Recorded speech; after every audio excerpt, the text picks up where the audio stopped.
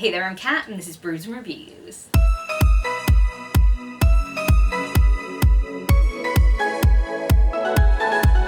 Today I thought I would indulge in the spooky season and take on the Halloween book tag. Now the original video for this is now private, so I can't link it anywhere, but I saw Beck from Beckle Books do this, and I was like, I'm gonna do this tag, because it looks fun, and I wanted to be a bit Halloween-y, because I'm just missing out with my incorrect spelling mug here that I have. That drives me insane, but it's the only Halloween mug that I have, and I'm like, it'll have to do, even though why is there an E, and where's the possessive apostrophe, and it drives me insane, but I still like it because it's a cool mug, even if it's spelled wrong. So let's get straight into this tag. Question number 1, carving pumpkins. Which book would you like to carve up and light on fire? Now I was trying to think about a book that I hate, and I have a few books that I just really hate and like bash on this channel quite frequently because I just think they were terrible books. And I'm not going to pick any of these for this question. I'm going to pick one that's slightly unfair of me to pick, but at the same time, I read this book this year and I don't think it needs to exist. And it was Alien Isolation by Keith R.A. DiCandido. I just think that this book is unnecessary. The game was so good, and this book was like taking all of the fun out of the game, or like the scariness out of the game, and then just interrupting it with like a billion flashbacks of what Ellen Ripley's daughter did in her younger years while her mum was missing. And it was all depressing and boring, and like it could have been done in like one chapter and we didn't need to keep flashing back to see her just be neglected by everyone in her life. It just didn't need to happen, and I just feel like this book doesn't need to exist. And it like gave me false hope, and I think the reason that I'm picking it for this is that it made me so disappointed because I was really expecting something to be really good and then I didn't get it. And I was like, oh, but it didn't live up to the game. And I just feel like there was so much to explore that wasn't explored, and it was really disappointing in the end. I feel like I just didn't explain what this book is about. It's from the Alien franchise. It features the main character from the Alien franchise's daughter, and she encounters aliens, and there's a game on it. And if you haven't played the game, then you should play the game. Don't read this book though. Play the game. It's better. Question number 2, trick or treat. What character is a trick and what character is a treat? So let's go with trick first. And for this one I picked the character of Thetis from Lore Olympus by Rachel Smythe. I think that Thetis is just mean. She's just mean. And I don't know how else to describe her. Everything that she does is for personal gain. She screws over her friends quite frequently. She just isn't a nice person. And I definitely could have picked some other characters from this book, but I just feel like Thetis is mean for the sake of being mean, and I don't think that anything has been uncovered about her character that would maybe lean towards why she is the way that she is. And I just feel like she's what you wouldn't want to have. And she has this friendship with Minthy, and she's just mean to her. She gives her bad advice all the time. She's like constantly saying, oh, do this, and then it's like, yeah, but you got fucked over because you did that, and that's my fault. And she's like, oh no. And she's just a horrible friend, and I just think she counts for this question, so yeah.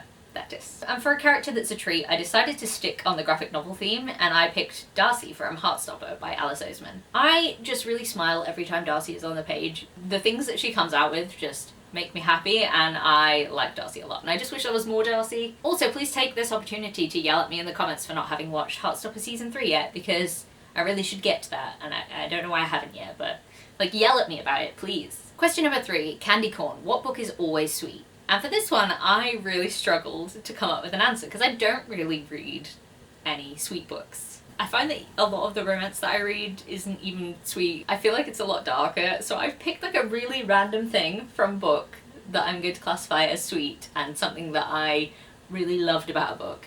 So I'm going to pick Project Hail Mary by Andy Weir. Now this book is about a man who gets sent into space to try and save the Earth from an oncoming like collision with something that will completely destroy the Earth, and everyone else in his ship is dead.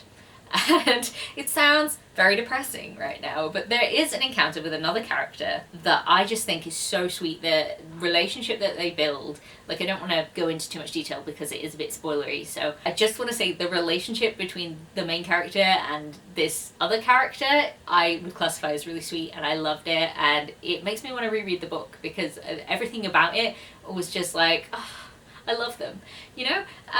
No, you probably don't, because I've not actually given any concrete information there to avoid spoilers, but it's a standalone book, so I don't really want to spoil anything about it, but I just really enjoyed this unlikely friendship, and that's all I can say about it. Question number 4, ghosts. What character would you like to visit you as a ghost? Honestly, a lot of the characters that I read about I don't want to be visited by. Please stay away from me. But the character that I picked for this one was Druss. I've picked up The Legend of Deathwalker because Druss is right here in your face, and he's not on the covers of the other ones, even though he's in multiple Draenei books. So this is my favourite character ever, and I just feel like Druss would have some really good advice. Like life advice. I just feel like he would be a really interesting person to chat to, and I'm specifically referring to old Druss, by the way, not like young Druss or middle-aged Druss as appears in various Draenei novels, but like old Druss, legend Druss. I would like to have a conversation with him. He can visit me anytime. We'll just have a little chat. Be like visited by Grandpa. Question number 5, dressing up in costume. Which character would you like to be for the day? And I have a 2-part answer for this, because I was thinking about which character I would like to be for a day, and I don't want to be any of them, because 2 things would happen to me if I was any of the characters in any of the books that I read about. 1, I would die. Immediately. There would be no question about it. I would find a way to just accidentally die. The second thing is I'd be dicked down. And like, I don't want to talk about that on this channel, but like, half the stuff that I read is like a monster romance, and I'm like, maybe not. Maybe not. So I kind of twisted this question so that it is what character would I like to dress up as for the day. And the character I picked was Azami Kuretani from Uzumaki by Junji Ito. And if you've seen any of like the makeup stuff that I've done before, then you'll probably know why. Because it's creepy. She is a character that has a spiral that appears on her forehead, and it starts to grow, and it gets bigger and bigger, and then it sucks her eyeball into it, and then her face goes like inside the spiral, and then her whole body gets sucked into the spiral, and then she's out of existence. So obviously I don't want to be her, because that would be horrifying, but I do like the idea of sort of doing the makeup of like just before the eye gets like sucked into the vortex. I think that would look really cool, and like if you want to see that, if you want me to do that makeup on this channel, then please let me know, because I feel like I could do that.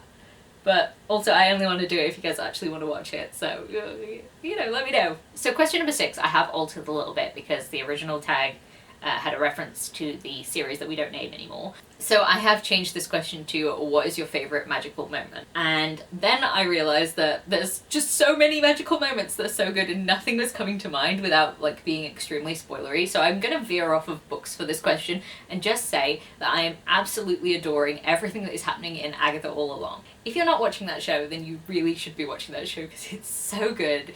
It's so queer and witchy, and the women in it are just fantastic. The acting is brilliant, and I just love it. There is nothing that is bad about this show, and I'm just like eating all the vibes up, and I just wish it was longer.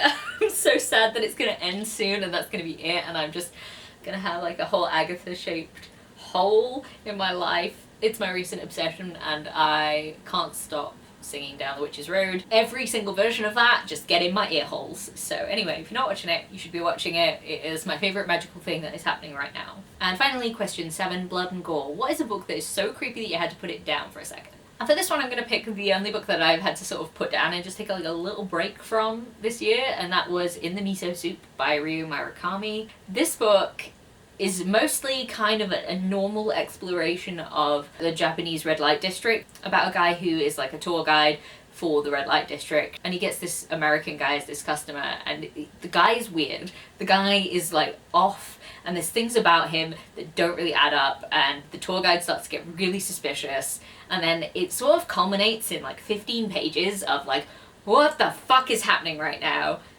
And it's like, oh, okay. I can't describe what is happening in those pages, but there's a lot of murder.